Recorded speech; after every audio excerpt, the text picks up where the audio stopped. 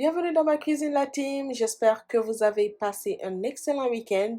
Aujourd'hui, nous allons préparer de la sauce au poisson-chat. En Guinée, on l'appelle conquiture belly ou soupe conco. Ça varie selon le dialecte. C'est un plat très populaire en République de Guinée, rempli de divers légumes dans une sauce super épicée. Donc, si vous aimez les plats épicés, vous êtes au bon endroit.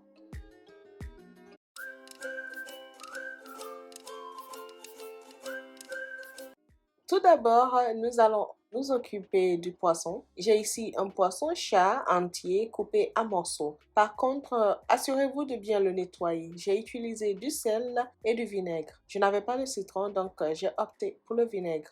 Prenez votre temps parce que le poisson-chat est gluant, donc un peu difficile à nettoyer. Je vais maintenant assaisonner. Pour cela, je vais utiliser du paprika, environ une cuillère à soupe, du sel et de l'huile végétale. Pour l'huile végétale, n'en mettez pas beaucoup. Faites pas comme moi, hein. Sinon vous vous retrouverez avec beaucoup plus d'huile par la suite. Il vous faudra retirer. Donc, juste une cuillère à café, c'est correct. Traditionnellement, cette sauce est faite avec du poisson-chat fumé, qui est ensuite trempé dans de l'eau chaude pour l'hydrater et en même temps le nettoyer, avant bien sûr de le cuisiner. Mais voici une recette rapide si vous n'avez pas de poisson fumé. Je vais faire cuire le mien au air fryer à 204 degrés Celsius pendant environ 1 heure 20 minutes.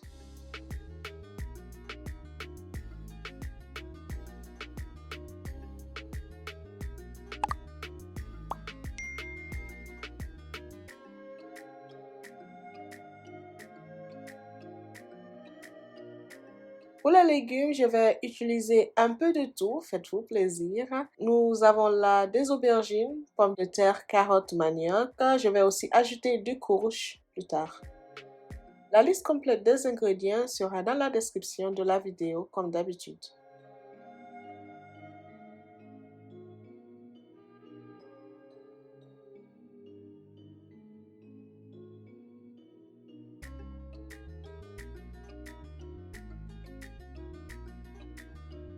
Après les avoir nettoyés, nous allons mixer oignons, ail, piment, oignons verts et tomates. À côté, nous allons découper en lamelles l'autre moitié de l'oignon, faites de même pour la tomate, puis ajouter une poignée d'oignons verts.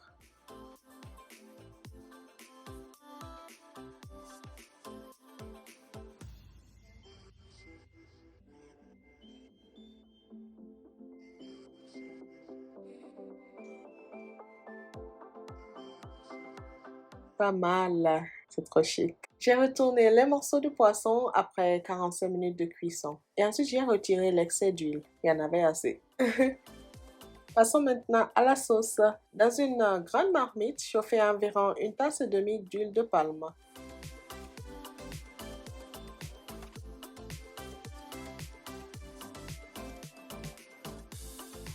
Ajoutez les aubergines découpées et faites-les frire jusqu'à ce qu'elles soient tendres.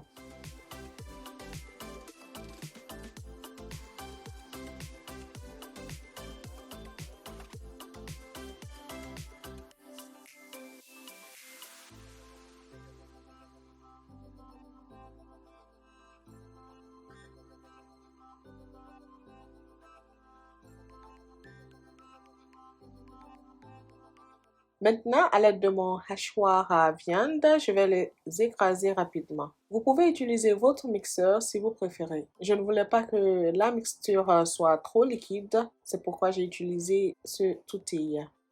Allez-y, ajoutez les légumes mixés, ensuite le concentré de tomate. Environ 2-3 cuillères à soupe. N'oubliez pas de rajouter aussi la mixture d'aubergine.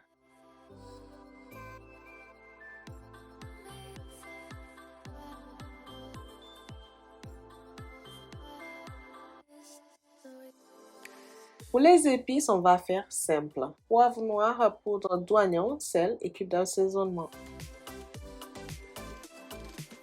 Remuez bien pour combiner le tout et laisser frire un peu. Disons 5 à 7 minutes en remuant constamment. Ça brûle rapidement, hein. Avant d'ajouter les légumes, puis l'eau par la suite.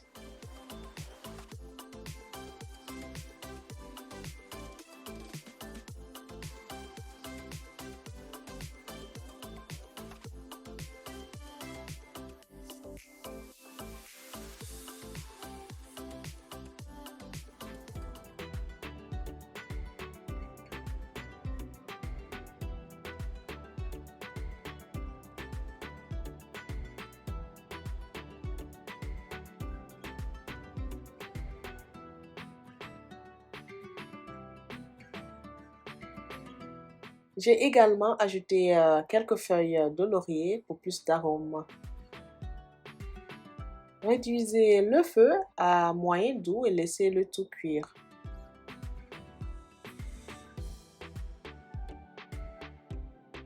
Après la cuisson au air fryer, voici à quoi ressemble le poisson. Vous pouvez utiliser le four si vous préférez, mais le temps de cuisson sera un peu plus long, quelques heures quand même, pour obtenir ce poisson parfaitement sec dont on connaît tous.